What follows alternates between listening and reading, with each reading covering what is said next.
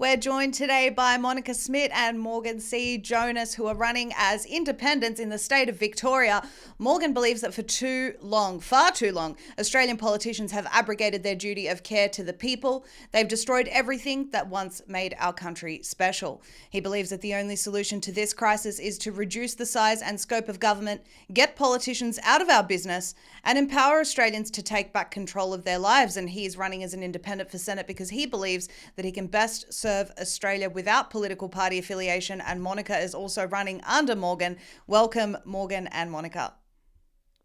Thanks a lot for having us on. It's great to have you. It's great to have you. So talk to us about your beliefs in freedom, why it is that you're running, why you chose to run as independents, and why people should vote for you. Thank you very much, Maria. And let me say that you're doing a wonderful job with your show, and shows like yours are the reason why people are tuning out of Neil Mitchell and turning towards independent media. Alrighty, so yes, the size and scope of government, massive problem. So I come from the arena of international business. I used to travel around the world doing deals between different countries, but it dawned on me back in around 2015, I woke up and I said, hold on a second, we don't make anything anymore. What's going on? I started listening to a few Trump speeches and I said, okay, I need to examine Australia's trade deals here, because what it appears is that without consulting the public, our government has run off. They've done deals with other countries and they've undermined our own industry. Now I said, hang on a second, nobody voted for this. So I started digging a little bit deeper and I was quite horrified by what I found. What first really got me upset and essentially woke me up to this government overreach was taking a look at our trade deals and finding out that these agreements that had been entered into were providing tremendous advantages to other countries, protections for foreign markets at the expense of ours. I also began to look at our oil situation in Australia, which has drastically declined post deregulation in the late 80s. And I said, hey, hold on a second, what's happening here? All of a sudden, I was sleeping, I was living my life, and now we can wake up in the morning and petrol is over $2 at the pump.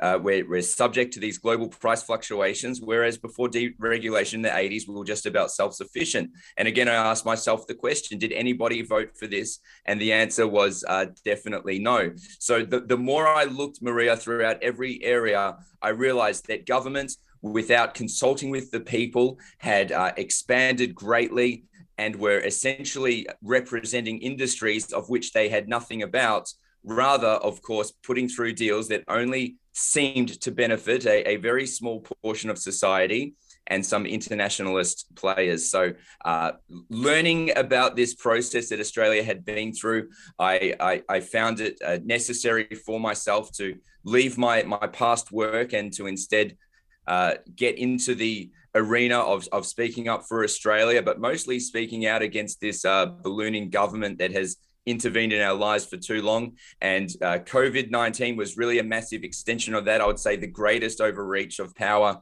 in our country. So that's basically what I stand for. I've been out there before COVID-19, calling out the government, calling for reduction in government, and for we as Australians to be able to live our own lives and make our own decisions without government micromanaging everything.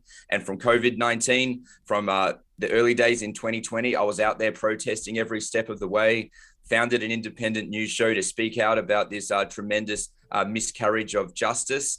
And the next natural step in my journey is to run for office at a federal level so I can get in there and put this talk into action and do something about it. I think it's really important to note here that both of you have really been on the front lines of this battle for over the past couple of years. It's not just,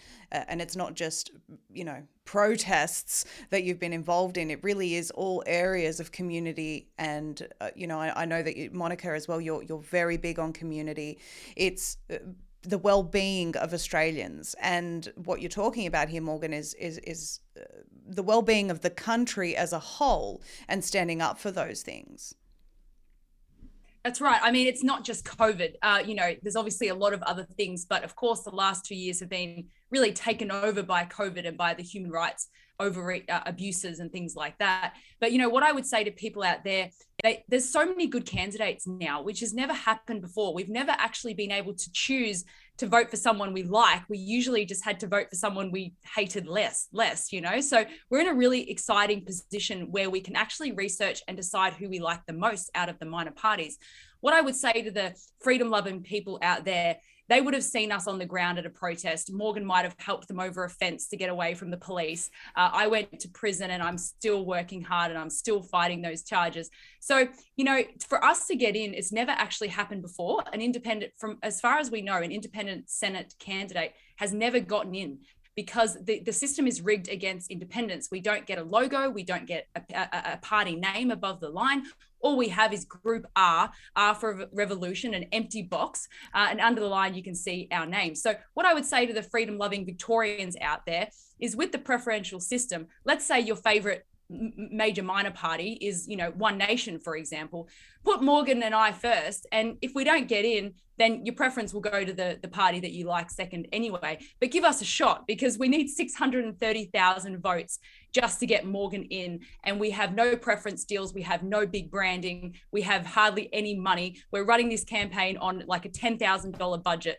If Morgan gets in, not only will it make history, but it will show that you don't need money to win. You actually just need passion, and you need to empower other people to get on the ground for you.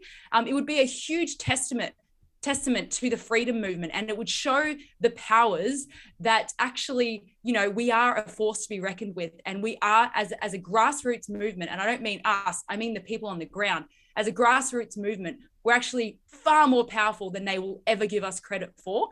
And I think that's actually the power of the RDA volunteering and all that's going on at the moment. Is the powers and the big parties, they're too arrogant to imagine that we could have an impact. And they're going to realize that they probably don't realize that hundreds of thousands of people are on the streets right now as we speak, at shopping centers, talking to people about putting the majors last. So I hope they get a really rude awakening. And the last thing I want to say is, you know, Morgan's really strong on the manufacturing and the farming and the trading and things like that.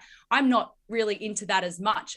But what I really care about is, and what RDA is going to pivot towards if COVID becomes a non-issue, which I hope it does, but if it does, RDA is really going to start focusing on trying to protect the innocence of children.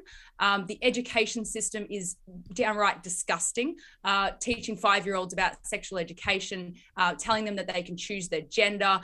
You know, parents don't even tell their children that Santa Claus isn't real until they're 9 or 10 sometimes, but you're going to tell a 5-year-old that they can choose a gender and put them in drag queen story classes. I really find that disgusting. And if there was a way through lobbying Morgan and other crossbenchers, I would also love to lobby for the ability for mothers to stay at home if they want to, instead of having to work. So I feel like the economy should be set up in a way that a decent income is enough for a family, as opposed to women having to work to pay for childcare, and they only end up getting like a quarter of their pay after they use the money for childcare anyway.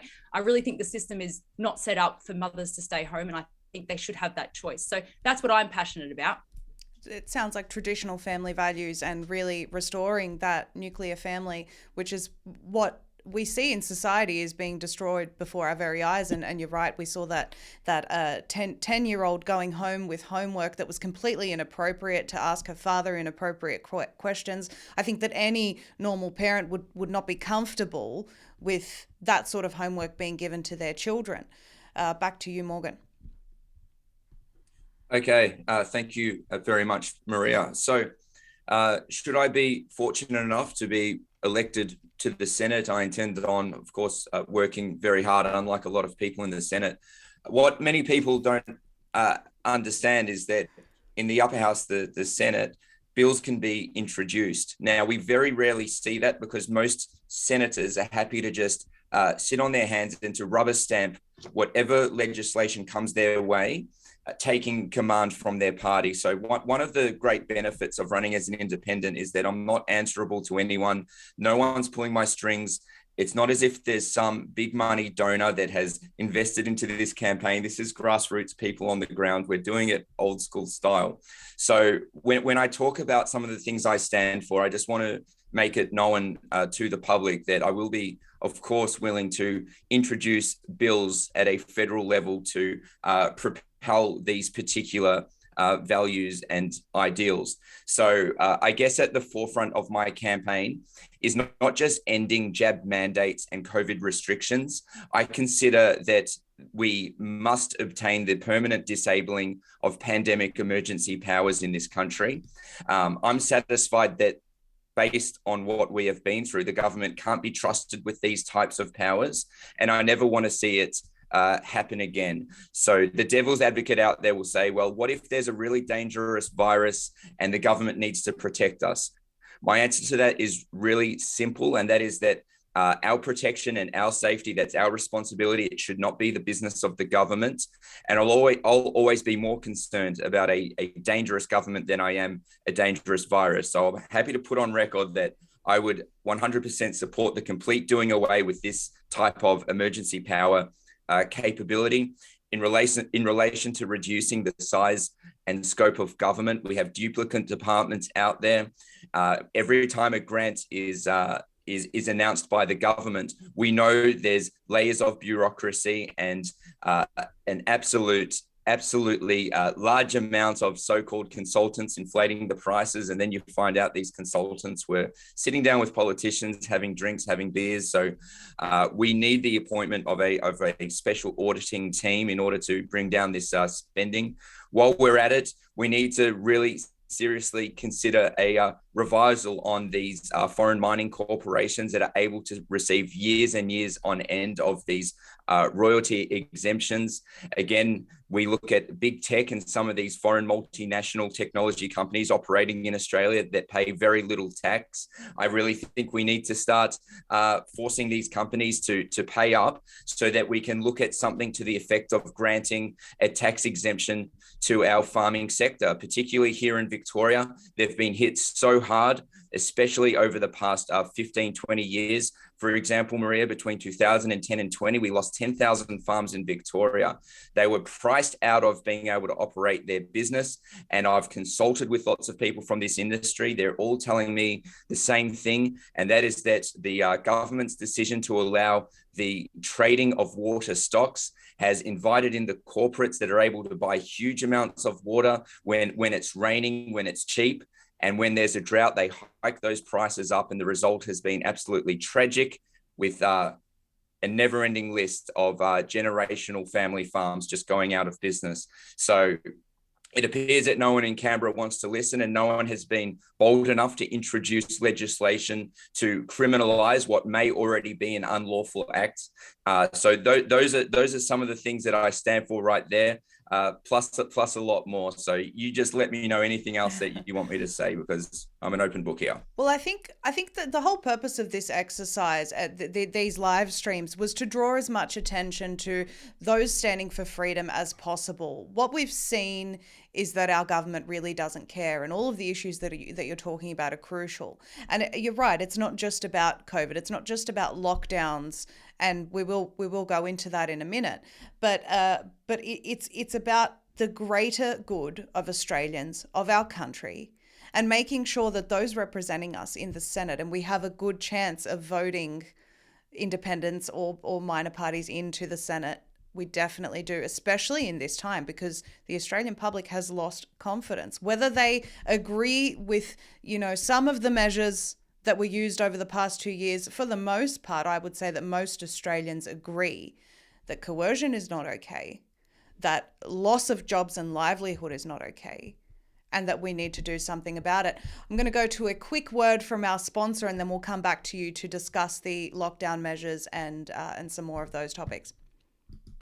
Dr. Zelenko has saved thousands of lives with his protocol, and now you can take control of your health with Z-Stack or Z-Detox if you need a detox. Both are available via my website or the link below. Use promo code Maria Zee for 5% off your order. You'll be supporting Z Media and taking control of your health.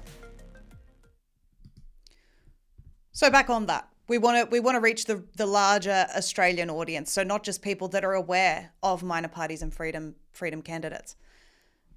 What do you have to say about lockdowns and what they put people through over this time? Oh gosh, I don't know where to start. I mean, it feels like a lifetime ago that we were locked in our homes. We couldn't go more than 5 kilometers I was stopped going to a church meeting, and I had paperwork to prove that it was a proper, sort of a, mental health sort of, youth groupy kind of thing. And there was a guy in an army uniform there, and he forced me to turn back home.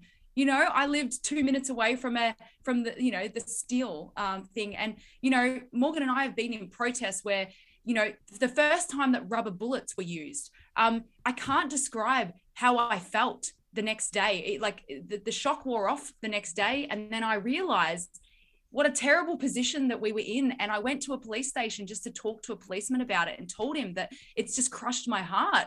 There was children in that crowd, and I had to run away like I was running away from a war zone. I had to hide in between cars and behind walls, and I had to run away from police like I was a criminal. And that's all part of the lockdowns. And I have no idea the terrible impact these lockdowns have had, and I don't think any of us do. The long-term mental effects for children, the social anxiety. I know some friends that don't leave the house even though there's no lockdowns, and that's because they got so comfortable in their own sort of environment that now they just don't. They're anxious to go outside, not because they're scared of a virus. It's just they're just conditioned to be inside all the time, and that's adults. So I can't imagine what's happening with children. And I just hope that one day, Maria, you and I and Morgan, we can all play a part in making these bad people accountable, because they should be accountable. They should go to prison, not people like me standing up for human rights. They should go to prison for inflicting this pain on people and saying that everything is safe and effective and lockdowns won't affect you, and that playgrounds should close and that it's totally fine. It's not okay. And they need to be made accountable. That's my view on lockdowns. I certainly agree. Well, I think it's very clear that you two have been consistent over the past 2 years in fighting for Australia's freedom, fighting for the rights of Australians. And I think that's been evident throughout the entire time. So we thank you so much for your efforts, genuinely. I want to just direct the viewers to the description below. So you've got morgancejonas.com. I've also linked Morgan's Facebook page, Twitter, and Reignite Democracy's page and Telegram in there. And also a quick mention for Major's Last. Wonderful job on that. And to all the viewers, please do spread awareness about this website where you can, it's got a great guide on how to vote, how to get the majors out once and for all, and put some people that actually care about Australians in. Morgan and Monica, thank you so much for your time today. Thanks, Maria. And you're doing a wonderful job. Keep it up. And I have no doubt your show is going to move from strength to strength. Thank you for doing what you're doing. It's a great service. And we hope to see you soon. Thank you.